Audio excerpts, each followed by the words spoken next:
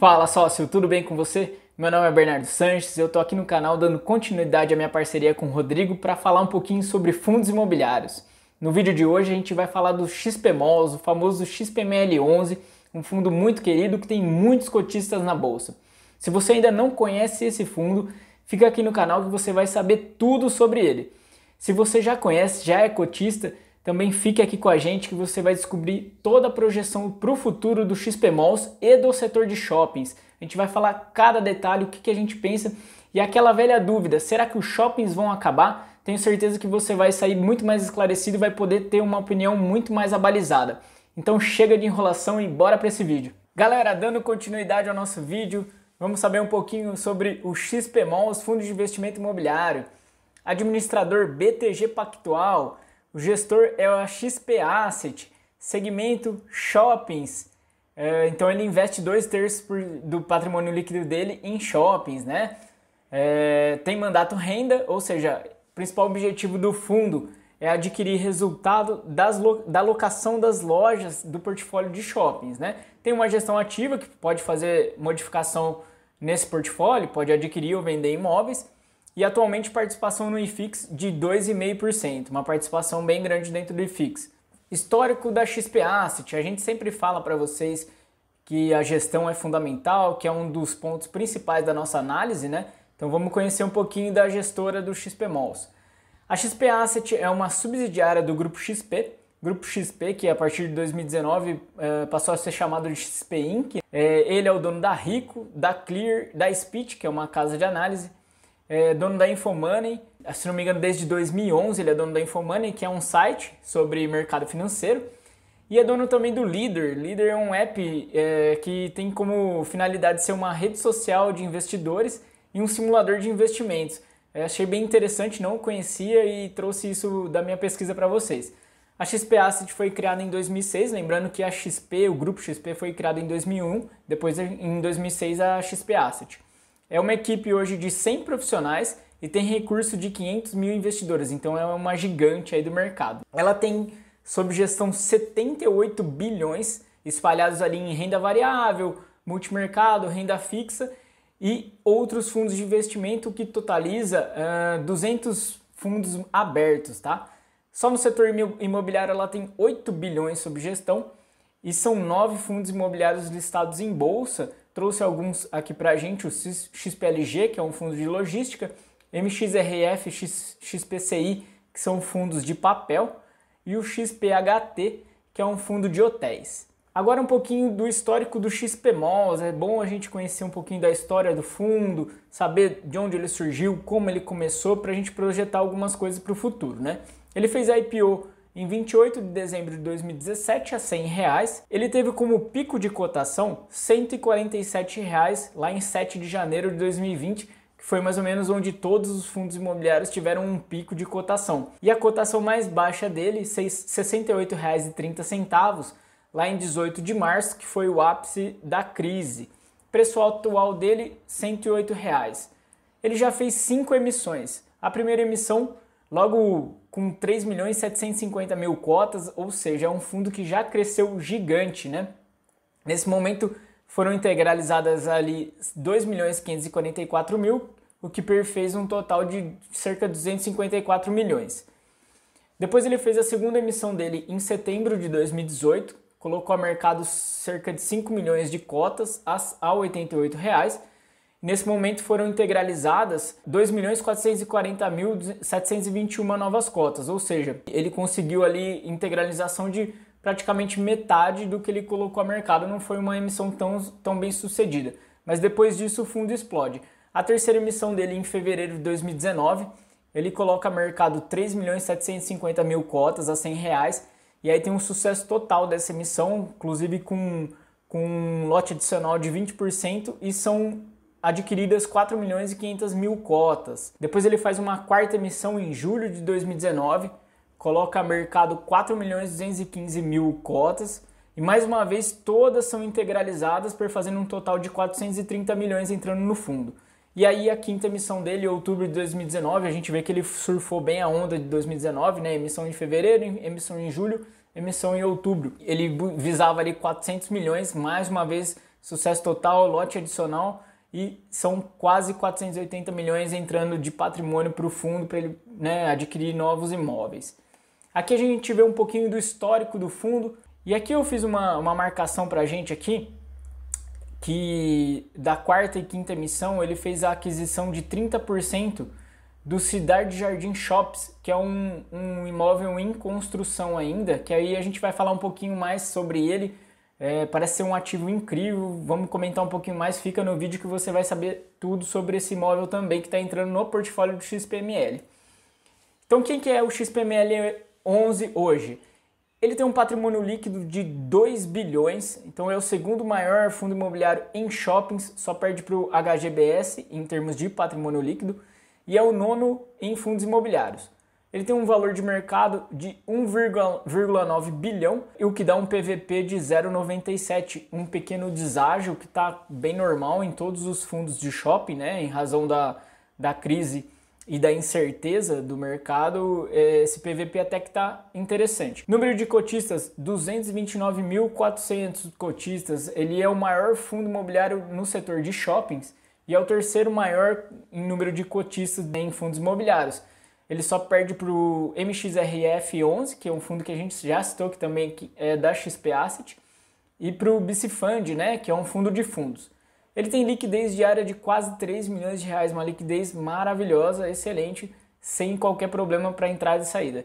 Total de ativos dele, 12 shoppings, que totaliza 400 mil metros quadrados. A gente viu que do XP Malls mesmo são 111 mil.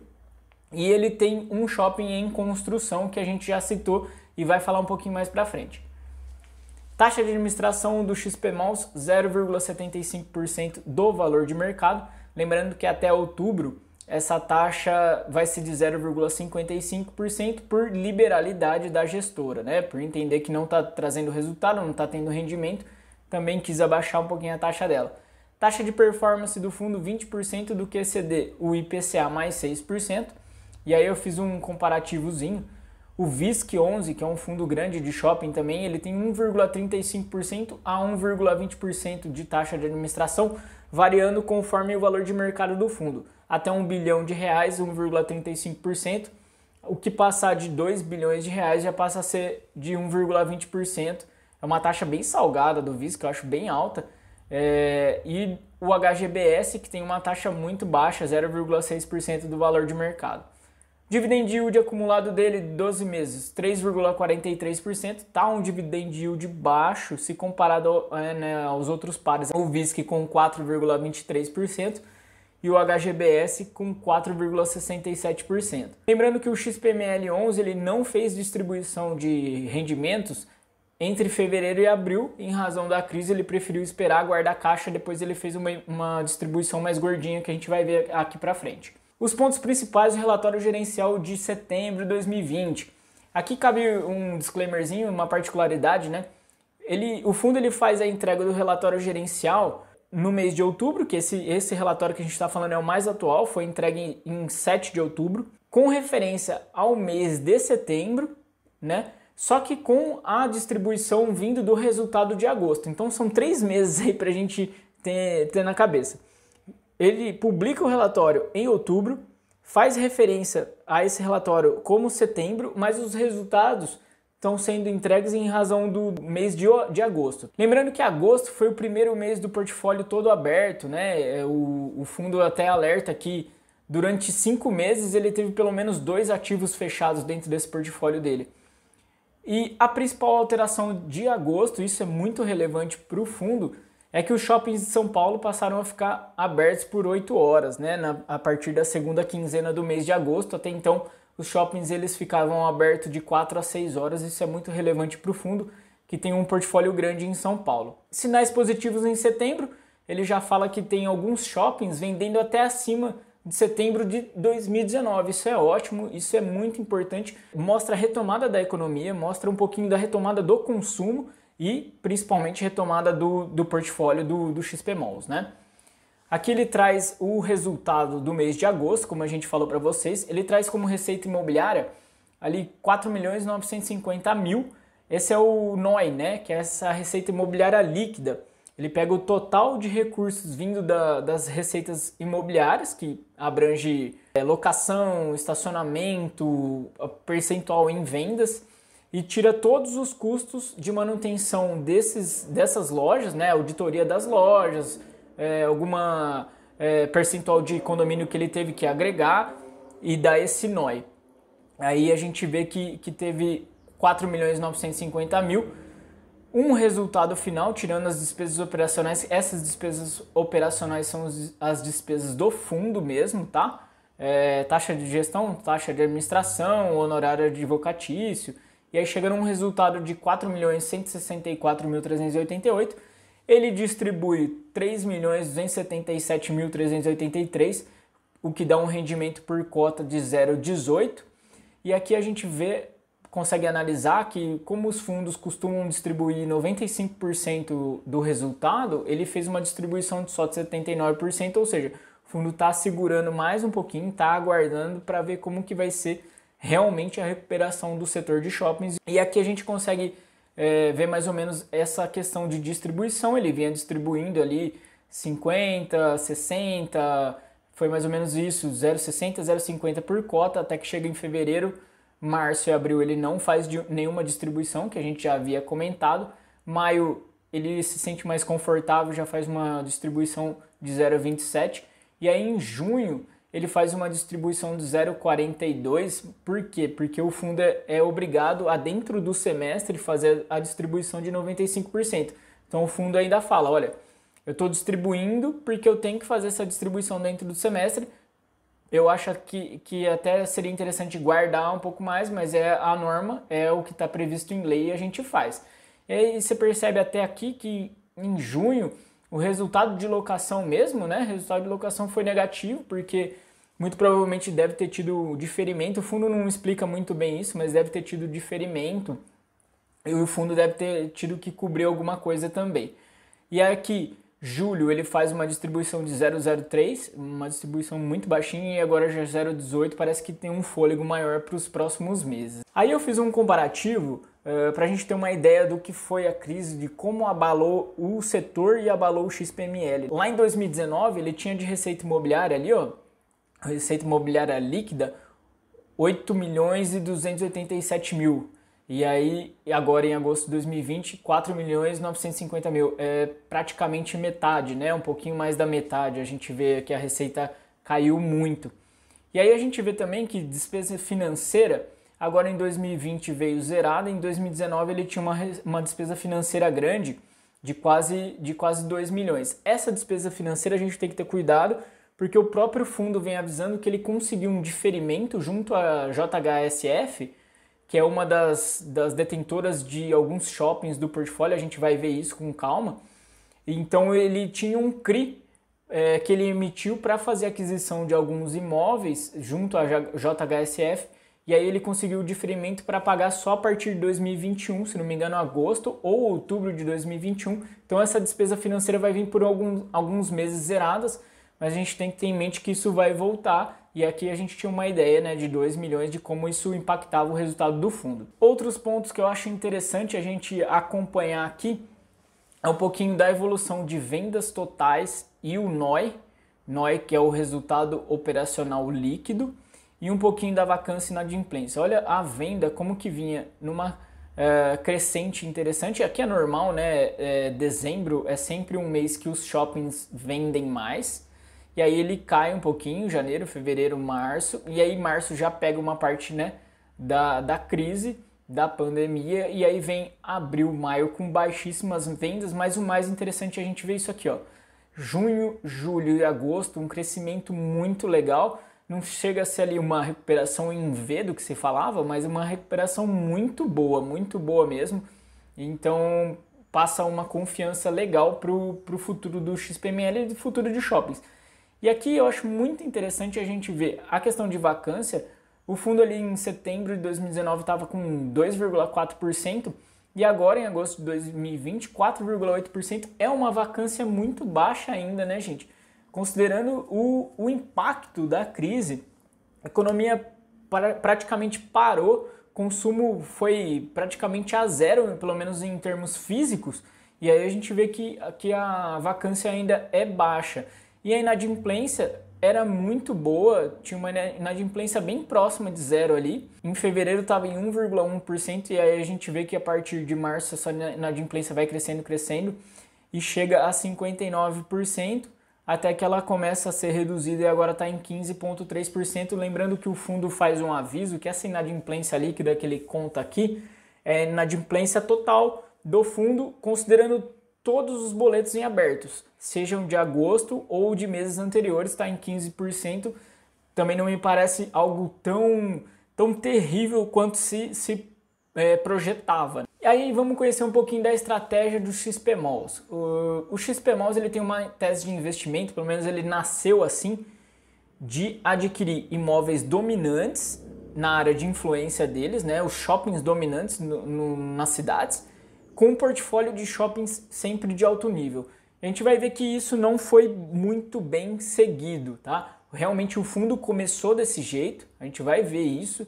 Fica com calma aí que a gente vai ver no detalhe, você vai saber tudo desse fundo aqui.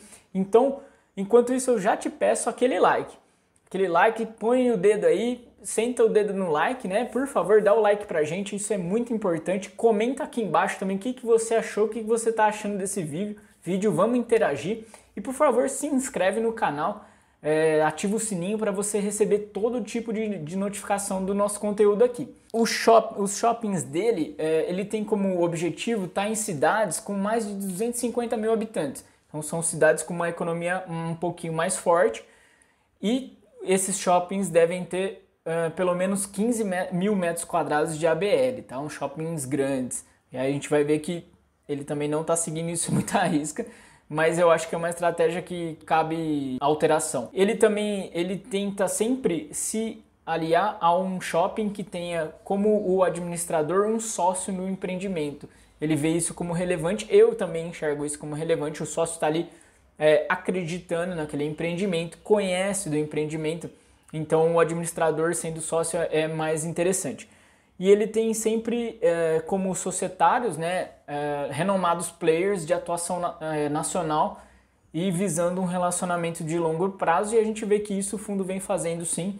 Ele tem 4 ativos, né, do portfólio dele com a JHSF, lembrando que o ativo em construção vai ser mais um com a JHSF, e tem 4 ativos com a Aliança Sonae, que também é uma administradora de shopping muito conhecida, muito renomada, então acho que o fundo vem fazendo bem esse papel.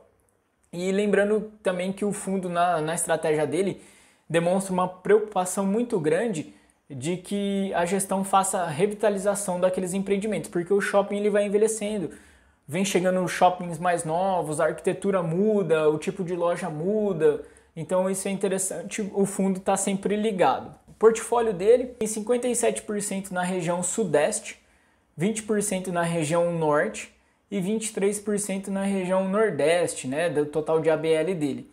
Só em São Paulo, capital, são 4 shoppings. Em todos esses shoppings ele possui uma participação pequena, cerca de 17%. Por que isso? Porque é muito caro. Shoppings em São Paulo são muito caros, a entrada é muito cara, é difícil algum player sair. Natural que essa participação seja pequena porque o recurso despendido é muito grande. No Sudeste ainda ele tem Guarulhos, São Roque, Duque de Caxias e Rio de Janeiro. A menor participação dele é o Cidade de São Paulo, com cerca de 8% da ABL. E a maior participação, Catarina Fashion Outlet, com quase 50%. E aí a gente vai conhecer um pouquinho mais desse portfólio. Aqui são os 3 primeiros imóveis, os 3 primeiros shoppings adquiridos pelo XPMOLs. E a gente vê que aquela tese de investimento de imóveis dominantes é bem seguida nesse momento. Ele nasce com esse intuito de shoppings dominantes e shoppings de muita qualidade. Inicia ali no Cidade Jardim, que é um shopping em São Paulo sensacional. É um shopping voltado, essa é a palavra que define esse shopping, é um shopping de luxo. São lojas top, só voltada para o público classe alta. E ele tem um terceiro andar com um jardim, então ele tem uma área verde enorme, é um shopping sensacional, muita gente fala que é o shopping mais chique de São Paulo. Para ter ideia, né, se é o shopping mais chique de São Paulo, já dá para ter uma noção do requinte que é esse shopping. Ele também entra no Shopping Cidade de São Paulo, que é um shopping bastante interessante também. Ele tem uma variedade boa de lojas, e lojas boas, né, assim, lojas âncoras, lojas satélites, quiosques, para uma variedade grande de público. Ele fica na Avenida Paulista, que não tem nem o que falar, é um centro ali, né, que tem muita gente sempre transitando, então ele tem uma atratividade muito grande, e ele tem uma fachada muito legal com esse painel de LED que de repente durante o ano ele faz interações diferentes. É muito interessante, um shopping de muita qualidade também. O terceiro shopping que ele adquiriu foi o Caxias Shopping, na cidade de Duque de Caxias. E aí eu não conheço esse shopping, fui tentar entender um pouquinho dele para passar para vocês e também para minha análise. Ele tem algumas vantagens, ele é o shopping dominante na cidade. Ele parece oferecer muitos serviços, pelo que eu vi o pessoal comentando, ele tem poupa-tempo, ele tem vários tipos de serviços lá dentro, o que é muito interessante. Tem 176 lojas, um shopping até relativamente grande. Eu vi algumas reclamações do pessoal, pelo menos no Google, no TripAdvisor ali, ele tem um estacionamento caro e uma praça de alimentação fraca. Se tiver alguém aí de Duque de Caxias que possa complementar a nossa análise, trazer alguma informação diferente, por favor, fique à vontade. E aí, depois, a gente vê que essa ideia de seguir nesses ativos dominantes e esses ativos prime, parece que o fundo dá uma modificada de estratégia. Porque ele segue para o Catarina Outlet. Esse Catarina Outlet é muito interessante também. Ele tem nota 4 no TripAdvisor e 4.4 no Google. E aí tem umas reclamações sobre ele por estar na estrada, né? Ele fica na rodovia Castelo Branco, sentido interior. E ele tem preço, pelo menos deveria ser preço de outlet, mas pelo que o pessoal comenta, ele é muito caro. Eu não tive nesse Catarina Outlet ainda. E ele tem uma praça de alimentação muito fraca também. Os elogios, quantidade de loja, outlet grande, né? São 134 lojas. Ele tem muitas lojas de grife e ele fica numa cidade interessante que é São Roque, né? Que é ali conhecida como a Rota do Vinho. São Roque tem uma série de vinícolas e eu tenho certeza que quando a minha mulher vê esse vídeo aqui, ela vai fazer a gente ir até o Catarina, porque nós somos muito loucos por shopping, a gente gosta muito, e ainda sendo em São Roque, que é a Rota do Vinho, eu tenho certeza que ela vai me abordar. Ele tem um shopping em Natal, que é o Natal Shopping. Pelo que eu vi, não é o shopping dominante na cidade, se eu não me engano, o Midway Mall é o shopping dominante lá em Natal, mas ele tem uma nota 4 no TripAdvisor e 4,5 no Google. Tem algumas reclamações de ser pequeno, um shopping mais antigo, realmente a gente vê que a inauguração dele é de 1992. E alguns elogios, a localização parece ser uma localização muito boa, não conheço também esse shopping, infelizmente. Tem boas lojas e todo mundo comentando que o cinema é muito bom. Então, assim, não é o shopping dominante da cidade. Da mesma forma, o shopping Ponta Negra. Pelo que eu pesquisei, o shopping dominante lá em Manaus é o Manauara. O XP Mall está no shopping Ponta Negra. Ele também tem nota 4 no TripAdvisor, nota 4,5 no Google. Vi algumas reclamações sobre ele, de que ele é pequeno, tem uma praça de alimentação pouco diversificada e apresenta várias lojas fechadas. Talvez a gestão aí tenha que impor uma modificação, né, para fazer o shopping voltar a render. Como elogios, eu vi que a localização dele é bem interessante lá em Manaus e que ele apresenta várias lojas de grife, né, um shopping mais voltado para um público classe alta. E aí a gente começa a pensar um pouquinho, que agora eu acho que é a parte mais legal do vídeo, mais relevante, porque tudo isso que a gente foi falando a gente consegue nos relatórios gerenciais, com uma pesquisa de alguns dias aí que eu fiz, a gente consegue ter, mas aí a gente tem que começar a projetar um pouquinho do futuro do XP Malls e o futuro do setor. A primeira coisa que eu apontei aqui para vocês é a dificuldade dele de adquirir shoppings dentro daquela estratégia inicial de shoppings dominantes e shoppings de muita qualidade. A gente viu que ele reverteu um pouquinho em determinado momento, mas isso é um pouco natural, porque essa é uma dificuldade de todos os fundos imobiliários de shopping. É muito difícil você entrar nos grandes shoppings, porque eles já têm ali os sócios e é muito difícil alguém sair, porque shopping é rentável. Então, é difícil conseguir essa entrada, aí o fundo faz emissão, tenta entrar em um shopping dominante, tenta outro, de repente ele tem que abrir um pouquinho o leque e vai para outros shoppings. E aí eu peguei dados desse Cidade Jardim Shops, que é o novo shopping ali que o XP Malls está entrando. Ele vai ter a finalização ainda no segundo semestre de 2020. É interessante o fundo entrar em shoppings em construção, porque traz um cap rate maior e é uma facilidade para ele impor o know-how já do conhecimento da gestora. Esse shopping ele vem a ser uma versão pocket ali do Cidade Jardim, que a gente falou que é um shopping muito luxuoso, com lojas incríveis. Ele vai ter uma área verde muito bacana também, assim como o Cidade Jardim. Vai ser voltado para o altíssima classe, assim, o público mais top que tem. Ele vai ser integrado com o Hotel Fasano e fica ali nos Jardins, em São Paulo, um dos bairros mais nobres de São Paulo. Eu achei interessante que ele vai trazer um conceito diferente, ele vai ter um andar chamado Shoe Salon, né, que vai ser voltado só para lojas de calçado feminino. Ele tem a pretensão de trazer 2 grifes francesas inéditas no país, então vai ser de muita qualidade. Só que é um shopping pequeno. A gente viu que a estratégia do XP Malls é entrar em shoppings com ABL maior de 15 mil metros quadrados. Esse shopping vai ter 5 mil metros quadrados só e só 60 lojas. E é interessante saber, isso eu li numa reportagem com a JHSF, que está fazendo esse empreendimento, que já conta com 90% do espaço ocupado, tá? O fundo nem saiu do tijolo ainda, já está com 90% do espaço ocupado, mesmo com a crise do coronavírus. Outra coisa do futuro do XP Malls é que isso aqui já é uma prospecção minha. Eu entendo que o fundo ele vai ter que ingressar em novas praças e vai ter que ingressar em empreendimentos em construção. Porque a gente viu que o dividend yield do fundo é baixo comparado aos pares dele, porque essa estratégia de ser imóveis só de muita qualidade comprime demais o cap rate, o que faz o rendimento ser reduzido também. Então eu entendo que ele vai ter que sair um pouquinho para novas praças, né, para outras cidades e também de repente por uma pitada maior de risco aí nesses shoppings em construção, porque aí eleva um pouquinho a relação risco-retorno e ele consegue dar um retorno, uma entrega maior para o cotista. E aqui um pouquinho dos dados do setor de shopping em 2019, tá? 2020 a gente não tem atualizado, entrei no site da Abrace, entrei no site da Allshop, não tem ainda atualização. Então, em 2019 eram 577 shoppings no país e tinha previsão de entrega de 21 shoppings em 2020. Considerando 20, 21, 22, seriam 31 shoppings para ser entregues, tá?